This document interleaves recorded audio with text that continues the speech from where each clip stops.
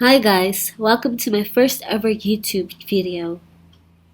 I made this YouTube channel specifically for true crime stories, and if you are interested in true crime stories, please give this video a like, subscribe, and comment down below.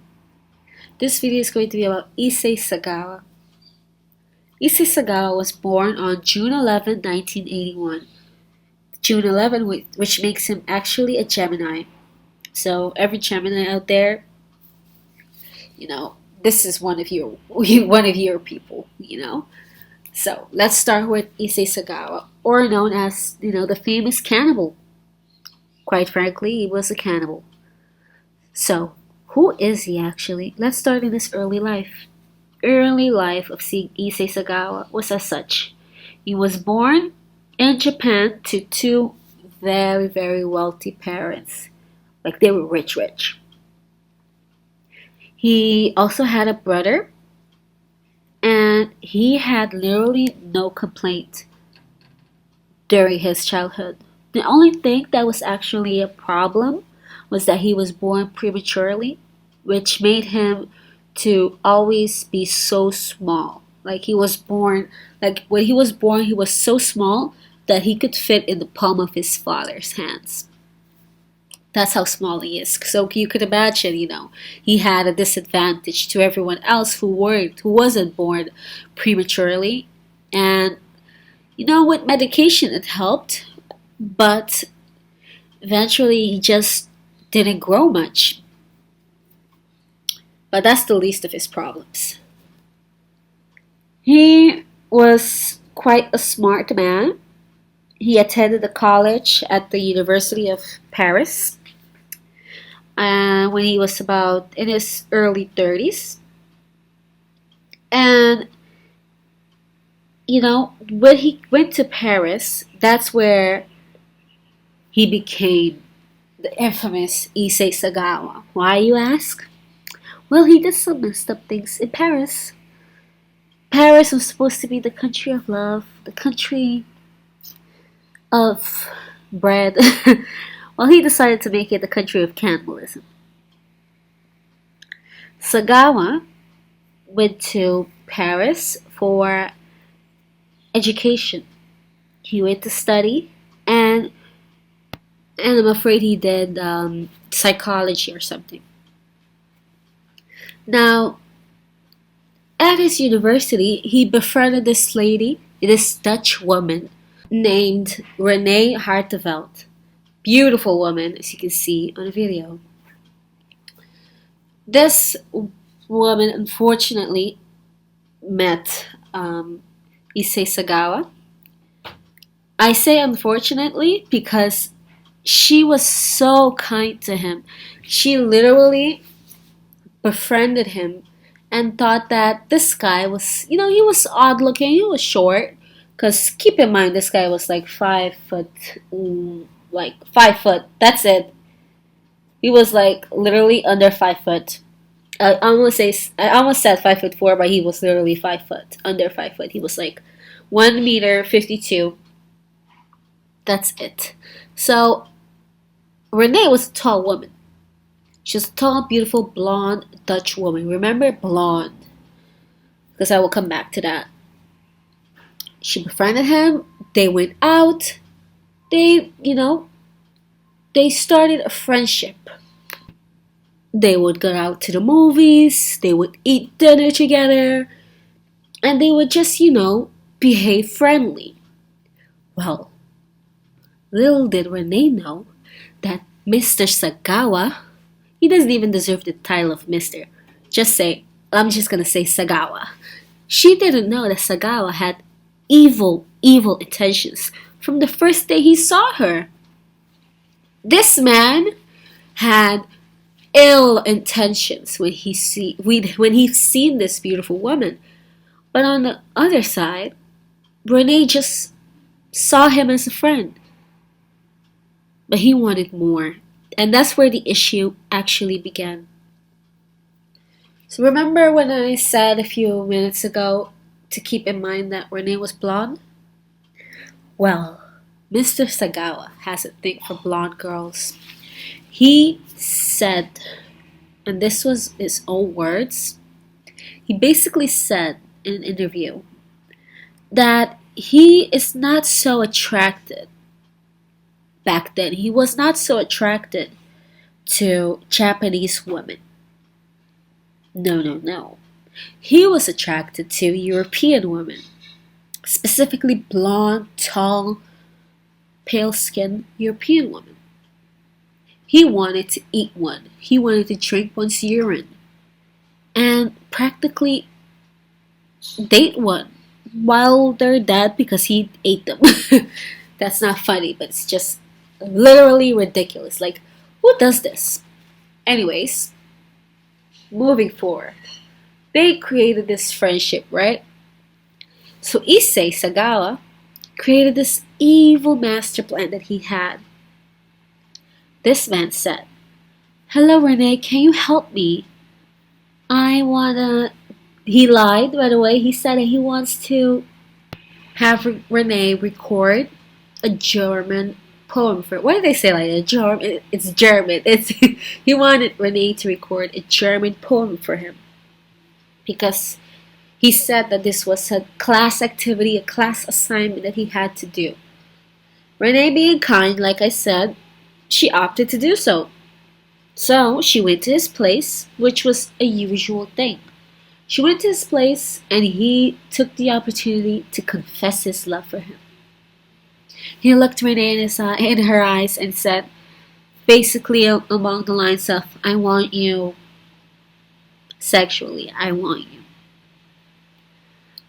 Renee said that, she wants to remain friends. "I'm sorry, I just don't see you that way." I mean, I can't blame her. Look at him. Okay, that's not the point. I'm just throwing shade because I can't stand Issei Sagawa. What he did was horrible. Anyways, at that moment, Renee was kind of sad because she knew that this was like the end of their relationship. Can you imagine? Your guy best friend confesses his love for you, and now everything is just awkward. But she just, rubs it off and just continues to read the German poem because that's what she's there for. Issei Sagawa took the opportunity to go behind her back. Meanwhile, she's reading. He went into a drawer and got out a handgun. She's reading, she's clueless, she's just reading in German on the table. Issei Sagawa points the gun and shoots. Bam! He said, according to Issei, he said that while he shot her in her neck, she continued to read for a few seconds. And I can only imagine that she does not know what just happened. She's just reading, and then she just stayed quiet, got silent, and fell on the floor. Issei Sagawa was such a coward that at that moment he wanted to call the cops, but instead of calling the cops, he fainted. This guy fainted because he didn't like all the blood and just the gore of it all. So while he fainted, he got back to conscience, and then he saw her laying on his floor. He decided to, continue with the plan, which was to eat her. He got a butter knife in the kitchen. He undressed her and tried to cut her bum. He starts going at it, starts cutting and cutting, but it's a butter knife, it's not gonna cut. So he decides to go to the store and buys one of those electric knives. He buys that and goes back home, so excited, right? And he starts cutting at her as if she's like a turkey or something. Very, very cruel man. He starts cutting at her, and he said that he was kind of scared to eat the left side of her bum because it was the closest to the heart. So he ate the right side. Odd, right? Anyways, he said that he was surprised to see like this yellow substance. I don't know if any of you watch BBL videos or operation videos. You would notice that fat is yellow and it looks kind of like corn. And he was just very like surprised to see that in person. So he got a chunk of her bum and he ate it raw. And he said that it tasted like tuna, like sashimi. He made sashimi out of her. After that, he started to experiment, putting mustard on it. He even fried some of it. He ate more parts of her. He ate her leg, her thigh, her breast, even her nose. And after that, he, did acts with the corpse and slept next to it the whole night. The next day, he realized, oh, there's no flies yet, so, well, one more day with her. He stayed with her again, and I don't know if he ate more parts of her, that's not very clear. But it was said that he put a lot of chunks of meat in the freezer in Ziploc bags so he could conserve the meat and eat it later. This man decided that now I have to get rid of the body before I get caught. He calls a taxi. Taxi, it's like an Uber. For the young kids that don't know what a taxi is, I'm kidding. He called a taxi and he put he put the body in a suitcase. Two big suitcases to be exact. And remember I told you this man is literally so thin as you can see in the photo. And he is under 5 foot. Yeah, remember? Well, can you imagine him carrying 2 large suit bags? I'm just gonna let you picture for a second. You done picturing it? Yeah, exactly. That's my face too. So he does that, and the taxi cab driver jokingly said to him, "Oh, these bags are so heavy. Do you have dead bodies? It's like you're carrying a dead body in here." And Issei, Sagawa, laughed it off and said, "Oh yes, I have a lot of books in there. A lot of books, because I read a lot, student life. Just reading for files." Little did the cab driver know that he was actually right. So he directs the driver to this nearby lake. And it was around 8 p.m. Issei wasn't aware that, the sun doesn't go down easily at night. It depends on the weather and depends on if it's summer or not. But that day was pretty shiny. It was pretty sunny that day. And most people were enjoying the sun out in the park. And they see this little man, petite man, dragging 2 large suitcases. That's really gonna catch someone's eye. So he's doing this, trying not to be seen, but failing completely because everyone's seeing him. And then he gets tired. So he lays the suitcase bags there in the park and just decides to look at the sunset. And then this man is just looking at the sunset as if he's just not trying to get rid of the body. Silly, right? This other guy, he yells at Issei and says, hey, is this your suitcase? Issei says, he panics. He says, no, they're not mine. And then he just proceeds to walk away. Can you imagine? So this guy is a curious cat. He says, okay, if it's not yours, then it's probably mine. Let me open it and see. Maybe there's $1 million in here. Nope, sir, there was not $1 million in there. I'm sorry to tell you. I'm sorry. He opens it and he just sees like a sheet full of blood and he sees like a bit of a limp. I think it was a foot. This guy freaks out and screams. Murderer! Murderer! Everyone in the park is panicking. They just call the police. Everyone is yelling. Issei Sagawa is just fled the scene. He fled the scene because he's like, He was caught though, because thank God, because of the people at the park. They told the police when the police was interrogating who actually was carrying the suitcases. So they found him pretty quickly. And when they found him, they arrested him, as you can see in the picture. Now, this is where it all begins. He literally did not hold back. He admitted to his crimes. He said he ate her. Now, remember in the beginning how I told you that his parents were super, super duper wealthy? Well, this is how wealthy they were. When the police arrived at his apartment 2 days later, he confessed. He vividly explained in details how he ate her, what parts he ate, and how he tried to dispose of the body. Now, his father, Akira Sagawa, super rich, like I said,